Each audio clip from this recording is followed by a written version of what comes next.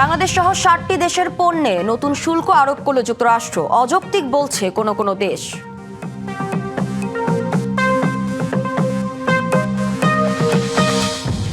বিশ্বজুড়ে ভয়াবহ রূপে দাবানল। ইউরোপ, আমেরিকা, অস্ট্রেলিয়ায় পড়ছে বিস্তীর্ণ বনভূমি।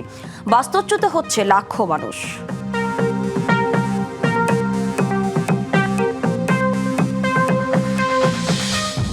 দেখছিলেন সংবাদ শিরোনাম, এবার জানাবো খবরে বিস্তারিত। জোরপূর্বক শ্রম বন্ধে কার্যকর পদক্ষেপ না নেওয়ার অজুহাতে ভারত, বাংলাদেশ সহ ৬০টি দেশের ওপর নতুন করে শুল্ক আরোপ করেছে যুক্তরাষ্ট্র। ট্রাম্প প্রশাসনের নতুন এই নীতি অনুযায়ী ক্যাটাগরি ভেদে এসব দেশ থেকে পণ্য আমদানিতে ১০ থেকে ১২.৫% বেশি শুল্ক গুনতে হবে। পুরোনো অস্থায়ী শুল্কের মেয়াদ শেষ হওয়ার পরপরই কার্যকর হচ্ছে এই সিদ্ধান্ত। আন্তর্জাতিক বাণিজ্য ও অভ্যন্তরীণ বাজারে নিজেদের প্রভাব বজায় রাখতে আবারও শুল্কের অস্ত্র ব্যবহার করলেন ডোনাল্ড ট্রাম্প। ১৫০ দিনের অস্থায়ী শুল্কের মেয়াদ শেষ হতেই আবারও অন্তত ৬০টি দেশের উপর ট্রাম্প প্রশাসনের শুল্কের খড়গ। নিয়ম অনুযায়ী বিশ্ববাজার থেকে মার্কিন আমদানির প্রায় ৯৯.৪% পণ্যেই এই শুল্কের আওতায় আসছে। যেসব দেশ বাধ্যতামূলক শ্রমবিরোধী আইন জোরদার করেছে তাদের পণ্যে ১০% শুল্ক বসবে। এসব দেশের মধ্যে রয়েছে বাংলাদেশ, ভারত, যুক্তরাজ্য, কানাডা ও ইন্দোনেশিয়া। অন্যদিকে ইউরোপীয় ইউনিয়ন, চীন ও তাইওয়ানের মতো দেশ ও অঞ্চলের ক্ষেত্রে এই হার ১২.৫% পর্যন্ত পৌঁছাবে। নতুন শুল্কের আওতামুক্ত রাখা হয়েছে তেল, গ্যাস, সার, কিছু খাদ্যপণ্য, গাড়ি, ইস্পাত, অ্যালুমিনিয়াম ও কপারের মতো কয়েকটি পণ্য। বাংলাদেশের জন্য সবচেয়ে বড় চ্যালেঞ্জ তৈরি হতে পারে তৈরি পোশাক খাতে। অতিরিক্ত শুল্কের ফলে মার্কিন আমদানিকারকদের ব্যয় বাড়বে। সেই চাপ শেষ পর্যন্ত পড়তে পারে বাংলাদেশের রপ্তানিকারকদের উপর। ভারতের ক্ষেত্রেও বাড়বে রপ্তানি ব্যয়। দেশটির ঔষধ, প্রকৌশল পণ্য, রাসায়নিক, বস্ত্র ও শিল্প পণ্য যুক্তরাষ্ট্রের বড় বাজারে প্রতিযোগিতার মুখে পড়বে। বিশ্লেষকদের ধারণা, যুক্তরাষ্ট্রের সঙ্গে দ্রুত বাণিজ্য সমঝোতায় পৌঁছানোর চেষ্টা করবে নয়াদিল্লি। মার্কিন প্রশাসনের দাবি, এই শুল্কের উদ্দেশ্য শুধু বাণিজ্য নয়, বৈশ্বিক সরবরাহ ব্যবস্থায় জোরপূর্বক শ্রম বন্ধ করা। জোরপূর্বক শ্রম প্রতিরোধে নতুন শুল্ক কাঠামো চালু হচ্ছে। বাণিজ্য আমাদের উদ্দেশ্য নয়। আমরা চাই জোরপূর্বক শ্রম বন্ধ হোক। যারা এই বিষয়ে পদক্ষেপ নেবে সেসব দেশের কথা ভাববে যুক্তরাষ্ট্র। তবে অর্থনীতিবিদরা বলছেন, বাস্তবে এই সিদ্ধান্ত বৈশ্বিক বাণিজ্যে নতুন অনিশ্চয়তা তৈরি করবে। খান মোহাম্মদ মুকুল, ডিবিসি নিউজ ডেস্ক। পশ্চিমবঙ্গের মালদা জেলার বৈষ্ণবনগরে বিএসএফ ক্যাম্পে সহকর্মীদের ওপর এক জওয়ানের এলোপাথারি গুলিতে ২ জওয়ান নিহত এবং একজন গুরুতর আহত হয়েছে। এই ঘটনার পর অভিযুক্তকে আটক করা হয়েছে। ভারতের পুলিশ ও বিএসএফ আলাদাভাবে তদন্ত শুরু করেছে। মালদা জেলার বৈষ্ণবনগরে বিএসএফ ক্যাম্পে বৃহস্পতিবার দুপুরে ঘটে এই ঘটনা। অভিযোগ, ৭১তম ব্যাটালিয়নের জওয়ান শিবম মিশ্র হঠাৎ করেই সহকর্মীদের লক্ষ্য করে গুলি চালান। ঘটনাস্থলে প্রাণ হারান অজয় কুমার সিং এবং সুরেশ দার্গু। গুরুতর আহত হন পশ্চিমবঙ্গের হুগলির বাসিন্দা বিকাশ ব্রহ্ম। ভারতের গণমাধ্যমের তথ্য বলছে, অভিযুক্ত জওয়ান এর আগেও সহকর্মীদের লক্ষ্য করে গুলি চালানোর অভিযোগে শাস্তি পেয়েছিলেন।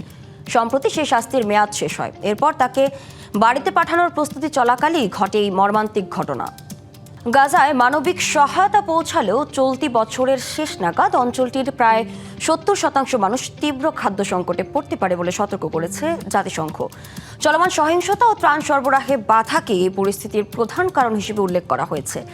জাতিসংঘের মহাসচিব আন্তোনিও গুতেরেসের বরাত দিয়ে সংস্থাটির মুখপাত্র স্টিফেন দুজারিক বলেন, চলতি বছরের শেষ নাগাদ গাজায় প্রায় ১৪ লাখ মানুষ উচ্চমাত্রার খাদ্য নিরাপত্তাহীনতার মুখে পড়তে পারেন। তিনি বলেন, ত্রাণ প্রবেশে বিধিনিষেধ, সহায়তা পৌঁছানোর সীমাবদ্ধতা এবং চলমান সহিংসতার কারণে পরিস্থিতি আরও খারাপ হওয়ার আশঙ্কা রয়েছে।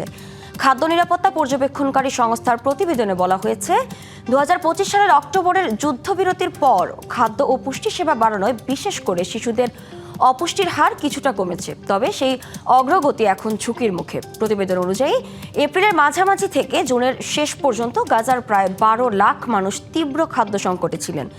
বছরের শেষ নাগাদ এই সংখ্যা বেড়ে ১৪ লাখের বেশি হতে পারে। বিশ্বজুড়ে ভয়াবহ রূপ নিয়েছে দাবানল। ইউরোপ থেকে আমেরিকা, অস্ট্রেলিয়ায় পুড়ছে মাইলের পর মাইল বনভূমি। ফ্রান্স, স্পেন, আলজেরিয়া ও চিলির বিস্তীর্ণ অঞ্চলে দাবানল ছড়িয়ে পড়েছে। জলবায়ু পরিবর্তনের প্রভাব আর দীর্ঘস্থায়ী খরার কারণে পরিস্থিতি ক্রমশ নিয়ন্ত্রণের বাইরে চলে যাচ্ছে। বাস্তুচ্যুত হচ্ছেন লাখ লাখ মানুষ। হুমকির মুখে পড়েছে বৈশ্বিক জীববৈচিত্র্য। গরমের পাশাপাশি ভয়াবহ দাবানলে বিপর্যস্ত ইউরোপের জনজীবন। চোখের নিমেষেই পুড়ে ছাই হয়ে যাচ্ছে হাজার হাজার হেক্টর বনভূমি। হুমকির মুখে বহু প্রজাতির বন্যপ্রাণী। ঝোড়ো বাতাসের কারণে আগুন নেভাতে বেগ পেতে হচ্ছে ফায়ার ফাইটারদের। নিরাপদ স্থানে সরিয়ে নেওয়া হয়েছে হাজারো মানুষকে। ফ্রান্সে দমকল বাহিনীর দিনরাত চেষ্টায়ও অনেক জায়গায় আগুন পুরোপুরি নিয়ন্ত্রণে আনা সম্ভব হচ্ছে না। চোখের সামনে নিজ আবাসস্থল পুড়ে যেতে দেখে শঙ্কিত অনেকে। অন্তত 10,000 বাসিন্দাকে নিরাপদে সরিয়ে নেওয়া হয়েছে। সবকিছু পুড়ে যেতে দেখেছি, কিছু বাঁচানোর সুযোগ পাইনি। শুধু পরিবারের সদস্যদের নিয়ে কোনো মতে পালিয়ে এসেছি, আর কিছুই অবশিষ্ট নেই। স্পেনেও ভয়াবহ রূপ ধারণ করেছে দাবানল। সবচেয়ে বেশি ক্ষতিগ্রস্ত বুরগন্ডো এলাকা।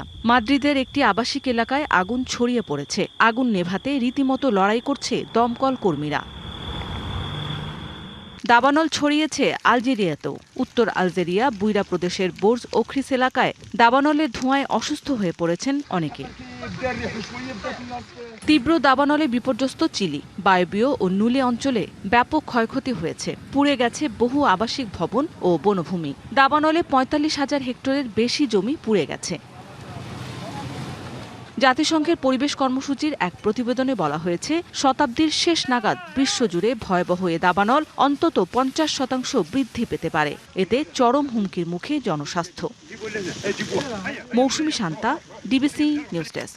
ক্রোয়েশিয়ার আড্রিয়াটিক সাগরের তলদেশে সপ্তম-অষ্টম শতকের এক বাইজেন্টাইন জাহাজের ধ্বংসাবশেষ পাওয়া গেছে, যেখান থেকে উদ্ধার করা হয়েছে দুর্লভ স্বর্ণালঙ্কার, প্রাচীন মুদ্রা ও বিরল প্রত্নসম্পদ। সমুদ্র প্রত্নতাত্ত্বিকদের মতে ভূমধ্যসাগরীয় অঞ্চলে যাবৎ যে কোনো প্রাচীন জাহাজের ধ্বংসাবশেষে পাওয়া স্বর্ণের মধ্যে এটি সবচেয়ে বড় সংগ্রহ। কোনো সাধারণ পণ্যবাহী জাহাজ নয়, তৎকালীন রাজপরিবার বা প্রভাবশালী কোনো ঊর্ধ্বতন কর্মকর্তা ও তার সঙ্গীদের বহনে ব্যবহৃত হতো এই জাহাজটি। ক্রোয়েশিয়ার দক্ষিণ উপকূলীয় ম্লেট দ্বীপের কাছে অ্যাড্রিয়াটিক সাগরের তলদেশে শত শত বছর ধরে লুকিয়েছিল অজানা প্রত্ন ইতিহাস। 1 দশকের বেশি সময় ধরে অনুসন্ধান ও গবেষণার পর অবশেষে উন্মোচিত হল বাইজেন্টাইন সাম্রাজ্যের এক মহাকাব্যিক প্রত্নসম্পদ।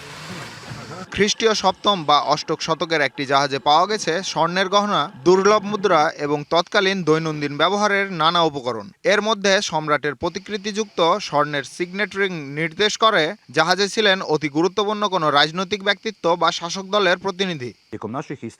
এখানে আমরা 600 গ্রামেরও বেশি পরিষ্কার ও সংরক্ষিত সোনা পেয়েছি, যা ভূমধ্যসাগরের যে কোনো প্রাচীন জাহাজে পাওয়া সর্ববৃহৎ স্বর্ণের সংগ্রহ।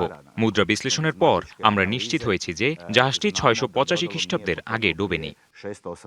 স্বর্ণমুদ্রা ও রত্নখচিত অলঙ্কারের পাশাপাশি উদ্ধার হয়েছে বাণিজ্যিক দাড়িপাল্লা ও পারদ। বিশেষজ্ঞদের মতে জাহাজে হয়তো স্বয়ং কোনো স্বর্ণকার অবস্থান করছিলেন, যিনি সফর সঙ্গী হিসেবে পথিমধ্যেই এসব সূক্ষ্ম অলঙ্কার তৈরি করেছিলেন।